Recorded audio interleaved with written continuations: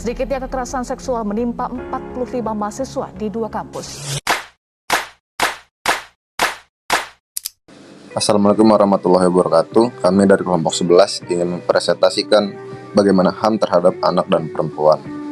Berikut penjelasan dari kelompok kami. Baiklah, yang pertama ada pengertian hak asasi manusia. Hak merupakan unsur normatif yang melekat pada diri setiap manusia yang dalam penerapannya berada pada ruang lingkup hak persamaan dan hak kebebasan yang terkait dalam interaksinya antara individu atau instansi. HAM adalah hak dasar yang dimiliki manusia sejak manusia itu dilahirkan. HAM dapat dirumuskan sebagai hak yang melekat pada kodrat hidup sebagai manusia. Hak ini dimiliki oleh manusia semata-mata ia manusia, bukan karena pemberian masyarakat atau pemberian negara. Baik, selanjutnya ada hak asasi manusia terhadap perempuan dan anak. Kekerasan terhadap anak dan perempuan meliputi beberapa bentuk kekerasan seperti kekerasan fisik, psikis, verbal, dan pelecehan seksual, di mana kekerasan juga dapat dimaknai sebagai bentuk penyiksaan dan penganiayaan. Kemudian, kekerasan terhadap anak seringkali dilakukan oleh individu yang tidak bertanggung jawab, dan untuk melindungi terhadap keamanan anak tersebut, ikatan anak dan orang dewasa seringkali dibentuk dalam keadaan atau kuasa. Hak-hak perempuan yang dilindungi. 1. Hak untuk memilih, dipilih, diangkat dalam pekerjaan, jabatan, dan profesi. 2. Hak untuk mendapatkan pendidikan, mendapatkan layanan kesehatan, mendapatkan jaminan sosial, dan mendapatkan kebebasan berpendapat dan berkumpul. 3. Perempuan berhak atas perlindungan dari segala bentuk kekerasan dan diskriminasi, termasuk kekerasan dalam rumah tangga, kekerasan seksual, dan diskriminasi dalam pekerjaan atau pendidikan.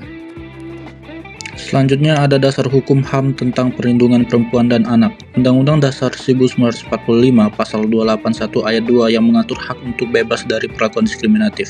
Undang-Undang Nomor 23 Tahun 2004 tentang penghapusan kekerasan dalam rumah tangga KDRT.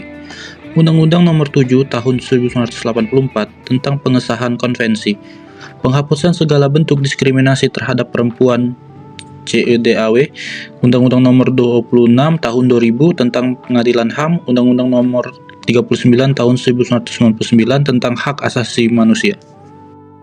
Arah pembangunan pemberdayaan perempuan dan anak, yaitu peningkatan kualitas hidup dan peran perempuan, kesejahteraan, perlindungan anak di berbagai bidang pembangunan, penurunan jumlah tindak kekerasan, eksploitasi, dan diskriminasi, penguatan kelembagaan dan jaringan pengarusi, gender, serta ketersediaan data dan statistik gender. Apa yang dimaksud dalam KDRT? Jadi, kekerasan dalam rumah tangga adalah setiap perbuatan terhadap seseorang, terutama perempuan, yang berakibat timbulnya kesengsaraan atau penderitaan secara fisik, seksual, psikologis, dan atau penelantaran rumah tangga, termasuk ancaman untuk melakukan perbuatan, pemaksaan, atau perampasan kemerdekaan secara melawan hukum dalam lingkup rumah tangga. Pengertian tersebut terdapat dalam UU PKDRT nomor 23 tahun 2004. Selanjutnya ada perlindungan hukum terhadap perempuan dan anak dalam konflik sosial. Isu konflik sosial merupakan sebuah permasalahan yang selalu tidak memiliki ujungnya.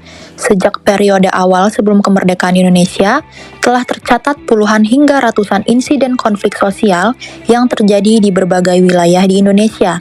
Tindak kekerasan dan perlakuan diskriminatif terhadap perempuan dan anak sebagai korban konflik sosial terjadi sepanjang berlangsungnya peristiwa tersebut.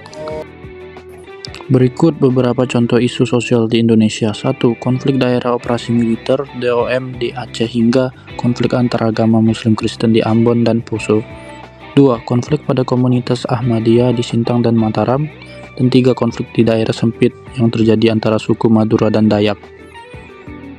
Kewajiban pemerintah yang pertama memberikan kebijakan atau payung hukum dalam penghapusan PKDRT dengan UU Nomor 25 Tahun 2004. Yang kedua, memberikan advokasi dan sosialisasi PKDRT dan memberikan pendidikan dan latihan yang sensitif gender. Yang tiga, perlu peningkatan edukasi tentang kesetaraan gender dan pendidikan seksual, terutama di lingkungan sekolah dan keluarga. Dan untuk menekan angka kekerasan terhadap perempuan dan anak, yang keempat, pemerintah harus memperkuat implementasi dan pengawasan terhadap regulasi perlindungan HAM dengan melibatkan lembaga hukum, aparat penegak hukum, dan lembaga sosial masyarakat secara aktif. Upaya strategis untuk penguatan perlindungan HAM terhadap perempuan dan anak. 1. Penguatan lembaga perlindungan dan advokasi. 2. Pembaharuan kerangka hukum. 3. Teknologi dan inovasi sebagai alat perlindungan. 4. Kerjasama lintas sektor untuk perlindungan. 5. Peningkatan kapasitas penegak hukum. Kesimpulan, Undang-Undang 1945 berperan penting dalam melindungi hak asasi manusia, termasuk hak perempuan dan anak.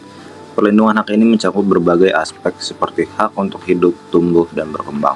Perlindungan ini menjadi dasar hukum bagi negara dalam menegakkan keadilan dan memberikan jaminan perlindungan hak-hak perempuan serta anak di berbagai bidang. Sekian presentasi dari kelompok kami. Wassalamualaikum warahmatullahi wabarakatuh. Terima kasih.